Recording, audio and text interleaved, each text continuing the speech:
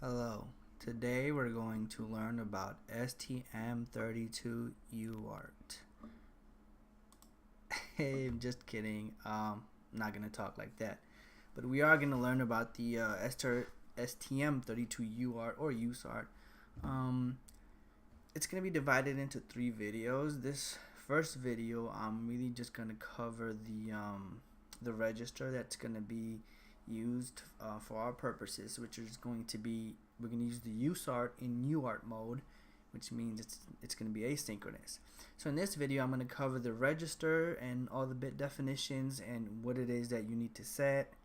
Or no, I'm not going to cover what it is that you need to set, but everything that I'm talking about is going to be related to the UART peripheral and how we are going to use it, because the actual USART peripheral in the STM32, it can be used for a lot of things. It supports the IRDA standard. It can be used as an interface to talk to smart cards.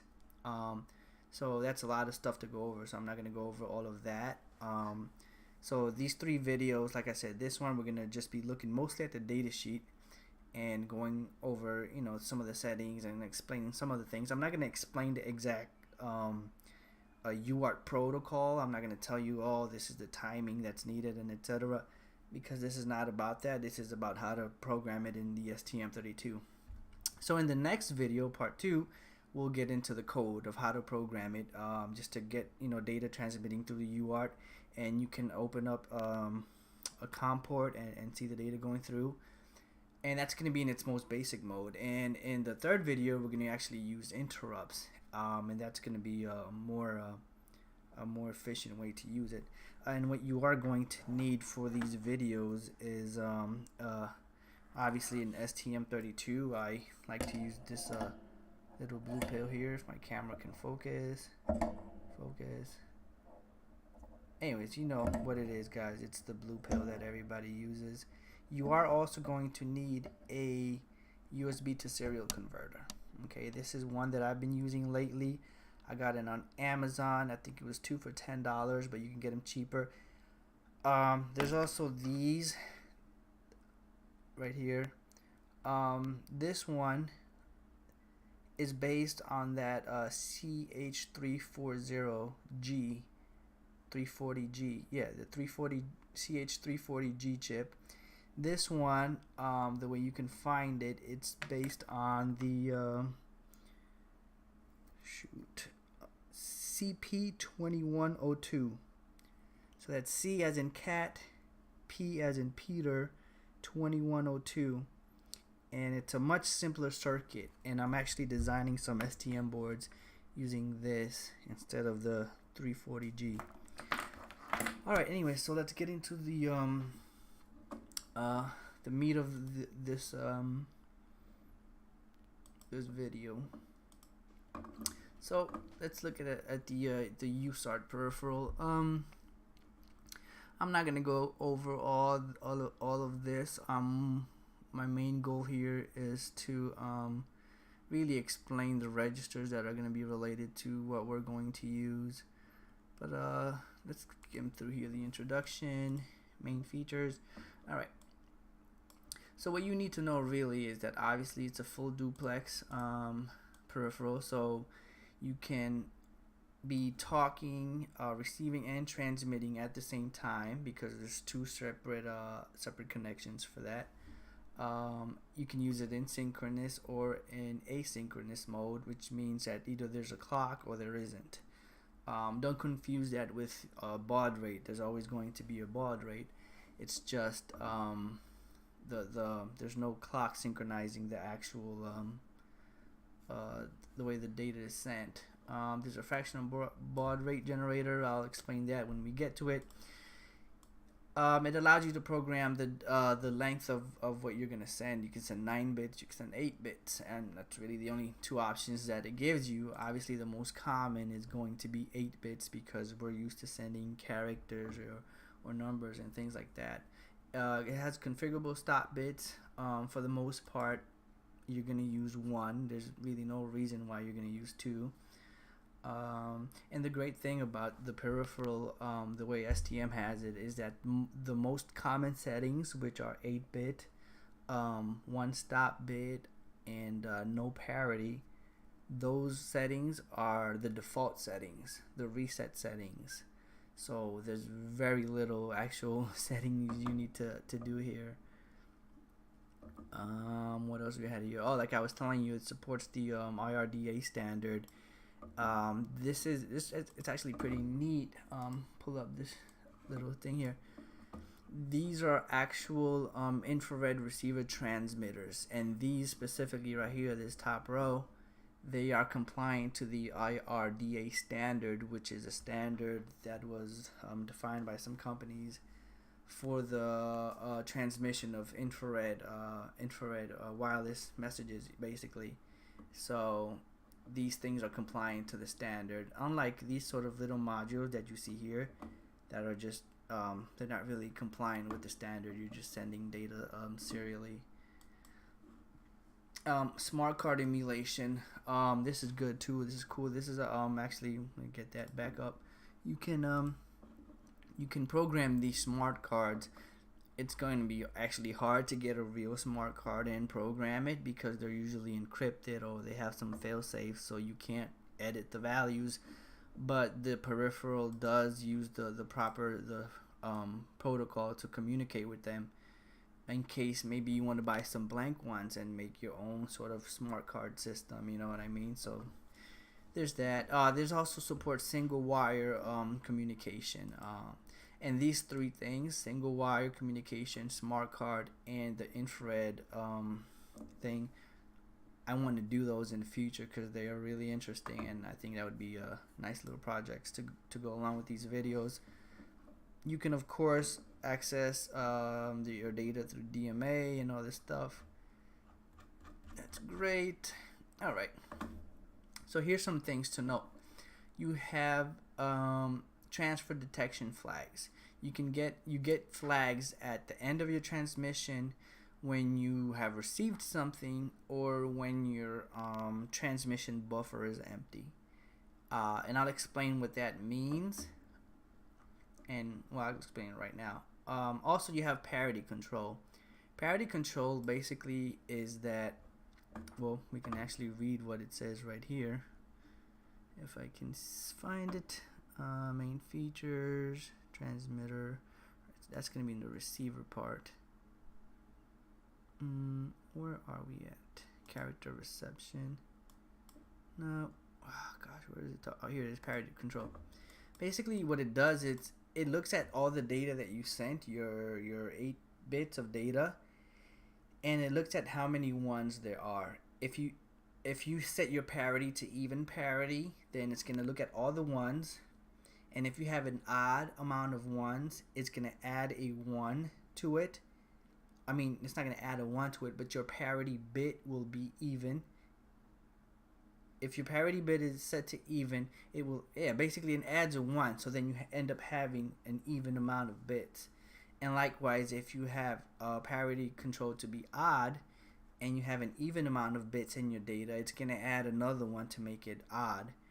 And this is a setting that has to be in on both sides, on your reception and your transmission, because if you're sending data with parity control but the other side is not expecting that, it's just going to see that extra bit as data or corrupted data, who knows what. So those are settings that obviously you have to do on both sides. And you can read here on page 800 of the reference manual. It says the parity bit is calculated to obtain an even number of ones inside the frame, made of 7 or 8 bits. And the parity bit. So here's an example. You have 1, 2, 3, 4. You have 4 ones, right? 4 ones. And if you're in even parity, then the parity bit will be 0. Okay? And that's, like I said, that's another bit that's added to your data. So it's going to add a 0 to it. However, if you have odd parity and you have that same 4 bits, then your parity bit's going to be 1. So it's going to add another 1 to your data to make it an odd amount of ones. But yeah, the default for that is also no parity. Just, why mess with it, really? What else were we going over? Shoot, let's go over the characteristics of this thing. or the main features, I'm sorry. What else? Okay.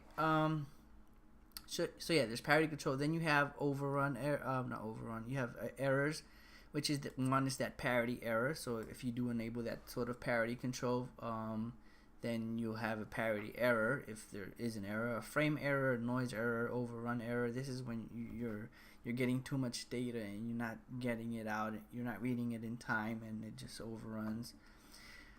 Then you have your interrupts, and each of these interrupts actually has a flag that goes with it. So you can either pull the flag, constantly check the status register, or you can actually enable the interrupt, at which point you'll also have to include an interrupt handler.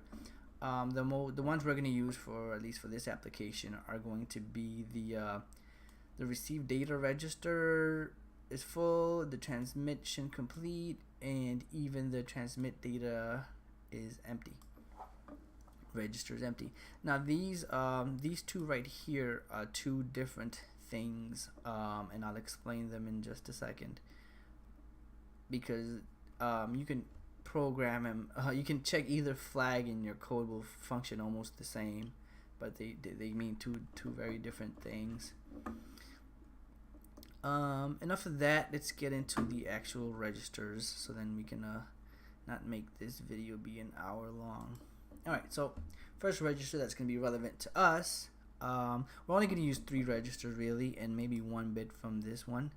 We're going to use 4 registers: status register, data register, the baud rate generating register, control register 1, and just I think 1 bit from control register 2, if at all, because anyways, status register. So here you have your flags. The ones that are going to be relevant to us is your transmit data empty and transmission complete. Also the read data register not empty, the RxNE, and yep, that's it. Just those 3 flags are going to be relevant to us. Now let me explain what they mean. Transmit data register empty, okay, and transmission complete. I'm going to explain these in conjunction here. So TXE and TC. So if you look at our data register, right, here's where your data is going to be placed. Whenever you're sending a character or a number, whatever it is you're sending, it's going to be on this register. Obviously you only have 8 you have 9 bits when you're using 9-bit mode, or just 8 bits when you're using 8-bit mode. Now when you write data to your data register, it goes in here. The second that it goes in there, it gets shifted to another register. From that other register, then it gets transmitted. Okay, so the TXE, the transmit empty, the TXE flag, this flag right here, that one, transmit data register empty, that just tells you that the data that you put in here has now been shifted to those other registers. It doesn't mean your data was sent. It just means, hey, this buffer, basically, this register is empty, so at which point you can write more data to it. Okay, that's all it's telling you. This one, transmission complete, that one, what that one means is that the data that was in these other registers, the ones where it was shifted into, now it actually has been transmitted, and the data is gone, right? So there's a clear distinction between the two. However, in your code, you can notice that when you can pull either flag, and you'll get the same behavior. It's just you have to be aware that one means that your data was actually sent, and the other one doesn't. All right, and then the RxNE flag, that one just tells us that we received data. Basically, it's saying the Rx, the receiver, is not empty. Easy peasy, right? Your data register, again, this is where you're gonna write your data. Not much to it, right? All right, here's the good one, the baud rate register. So this is where you are going to enter the baud rate that you want. All right, so it's a little, I don't want to say involved, it requires some math, but it's just multiplication. You can just do it in a calculator. I'll do it right here for you. So basically there's a mantissa part and a fraction part. What that means is, like, if your answer turns out to be an integer and a decimal, then here you would put an integer and here you would put the decimal. But at the end of the day, it doesn't matter for us because this is what happens. If I could find the freaking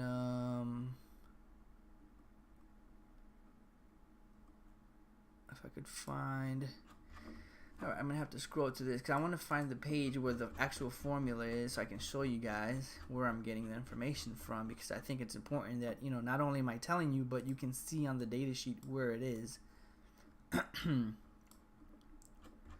Because that's the whole point of these, and that's why every time I use these tutorials I whip out the data sheet instead of just giving you data, because you need to know how to find this yourself, because that's how you learn.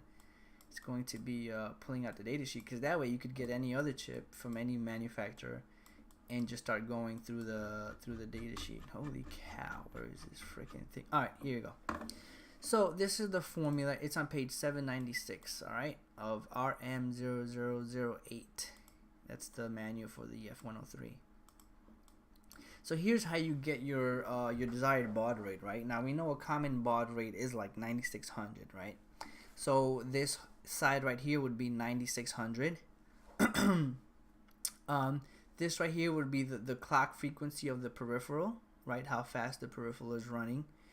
And here would be 16 times UART div. Now UART div is, what is UART div, you must ask?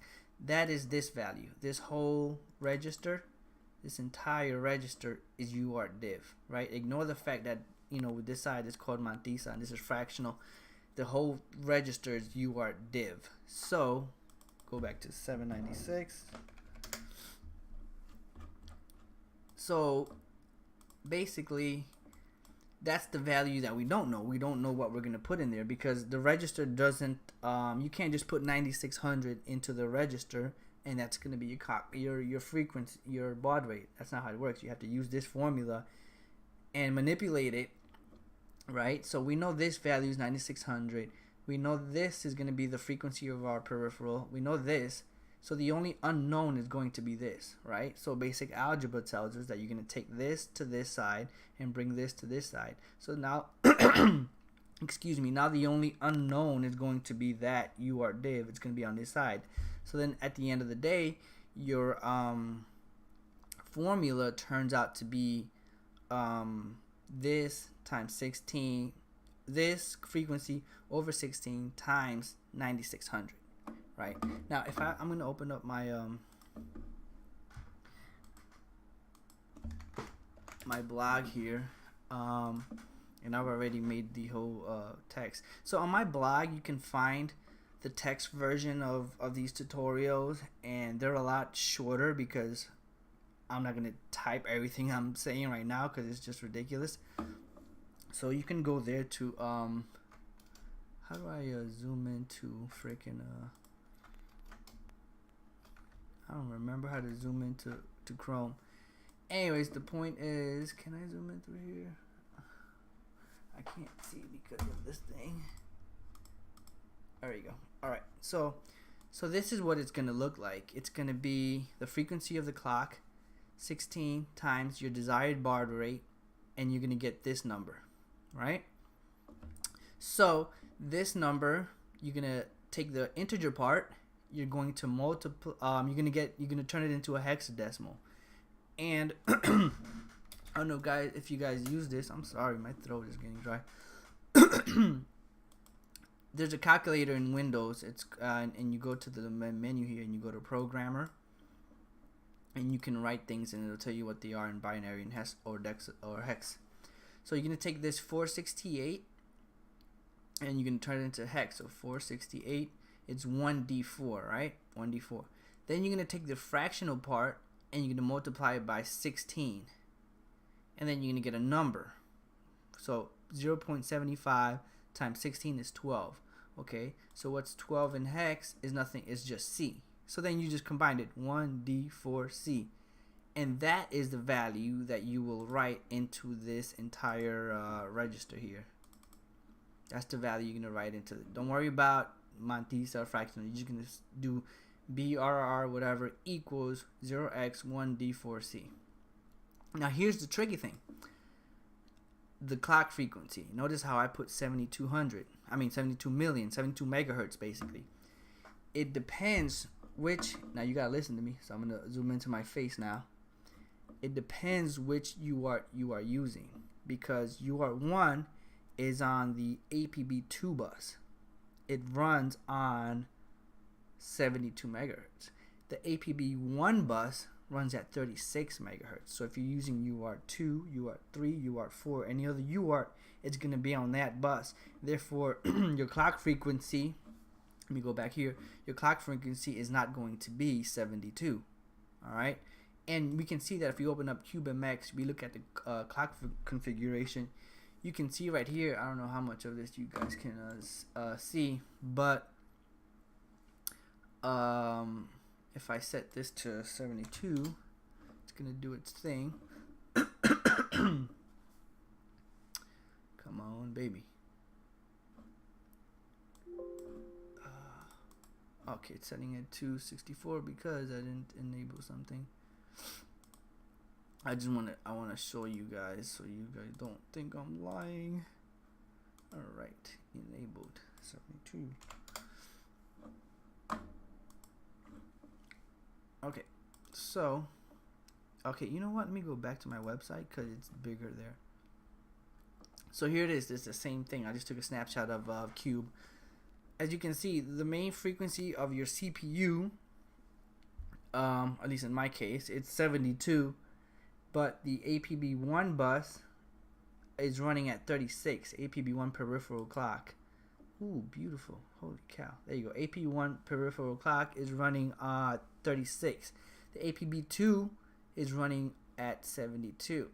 So this one tends to run a lot slower than this one, right? And then, so you must be running, okay, well, how do I know where my UART is, the one that I'm using? Well, if you go to your data sheet and on your memory and bus architecture, here you go, you will see that UART 1 is on what? APB2 bus. UART 2, oops, whatever. The rest of the UARTs and a lot of the other peripherals also are on APB1 bus. So that's how you know which bus it's on. So that you can set it up properly. All right, so I hope that made sense. Again, if it didn't, go to the blog edwinfairchild.com. Right there, I sat down, I thought about it, and I typed it out much better than I'm doing here. And I hate this software. I can't pause my videos. If I make a mistake, I have to record non-stop. Okay, so that's the baud rate. That's how you find your baud rate. Control register 1. Here you have the UART enable, right? So obviously this is to enable your UART, and that's something that I usually do last. First, I like to set everything up, get everything going, and then boom, enable it, turn it on. Here's where you select your word length, right? Are you going to do 8 bits or 9 bits? Wake up method. We're going to leave this to default to idle line, because what happens is when you enable your transmitter, the TX pin, which is right here, transmitter enable.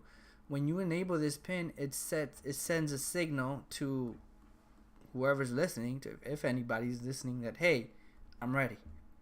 And that signal is an idle line signal, which is actually a sequence of bits, right? It's more than 8 bits. It's just a sequence of bits, some sort of code, you can think about it, that it sends out and lets whoever's listening know that I'm ready, or I'm idle, I'm here. Okay, so we're gonna leave that to default, and you're gonna start noticing a lot of these settings are 0, which are the default settings, and this whole register defaults to 0. So there's not much we're gonna really have to do. Parity control, we spoke about that earlier. Again, we're not gonna use it, so we're gonna disable it, and it's 0. It's disabled by default. Parity selection doesn't matter because it's disabled, right? Parity interrupt. Again, we're not using parity, so we're gonna inhibit the interrupt, and well, it's inhibited by default. All the flags that I spoke about, the transmitter empty, the receive, that we have data, receive not empty, and transmission complete, they all have flags, right, that you can check in the status register. And when those flags are checked, you can also have it generate an interrupt. So these are the bits that you would set: the TXIE, which is the TXT interrupt enable, the TCIE, the transmission complete interrupt enable, and the RxNE-IE, which is the RxNE interrupt enable. So along with those, if you don't want to be checking them all the time, you can also have it so that when those flags are set, you also generate an interrupt that goes along with them. There's an idle interrupt enable. So if you're like a receiver, and then you get that idle line message or code or whatever, you can have that generate an interrupt. Here bit 3 is but that, again, we're not using that, so it's 0 by default. All the interrupts are 0 by default also. There's a transmit enable. This actually enables the transmit. So just because you enable the UART doesn't mean, and just because you set up your TX pin and your RX pin on the microcontroller doesn't mean they're gonna work. You actually have to enable the transmitter and enable the receiver. So once they're enabled, then they're good to go. This is receiver in mute mode or in active mode. The default is active mode. Mute mode, never used it. I'm assuming it kind of ignores everything it receives and doesn't generate interrupts or anything. I think that's what it does. Send break, I don't know what that is. Not gonna lie. Okay, so this register has a lot to do with synchronous mode. Setting up the clock for synchronous mode. You can select the polarity, the phase, but again, we're not going to use synchronous mode yet, so we're not even going to go over that right now. The only thing we are going to use is stop bits. We're going to use just one stop bit, right? And that happens to be the default, so we don't have to do anything. That's great. Don't you just love it if all things were like this? Again, all these other things have to do with clock modes and stuff like that. We're not going to mess with it. Register 3 has to do with the whole has to do with the infrared thing. A lot of the infrared settings, DMA settings, smart card settings, IRDA, and DMA stuff. None of which we're using, but I will look into these and learn how to use it and forward the knowledge to you. And that's it. This register, again, more IRDA stuff, infrared stuff, and that's it. Really, you're looking at a status register, which you're just going to use to check these 3 bits. In reality, these two are going to have the same behavior, so you're just going to be checking one. Your data register, which is just your data register. Your baud rate, which I explained, and again, if you didn't understand it, check it out at the blog. And your control register, which we're only going to enable the UART, we're going to enable the transmitter and enable the receiver. And once we get into the interrupt mode, which is going to be the 3rd video, then we're going to enable these 3, and everything is so simple. It really is. Another thing about your data register here, when you read from the data register, you're getting the data from the RX, right? From the RX pin. To send data, you write to the data register. So you use one register for both things. To us as the programmer, it kind of seems like we're reading and writing to the same thing, but in reality, in the hardware, it's really not. You're writing to one thing, but you're actually reading from a different place. But as far as we're concerned, we're just writing to this data register and reading to the data register. So yeah, guys, that's gonna do it for that video on the whole datasheet stuff about the UART. Next video, we're gonna talk. We're gonna go into the code, and I've been using Italic Studio lately. I might make a video about that. Look at this code; it's so simple. Well, I haven't implemented any data send, but it's so freaking simple. And we'll go over that next video because I don't want these videos to be so long anymore. They're still long anyway.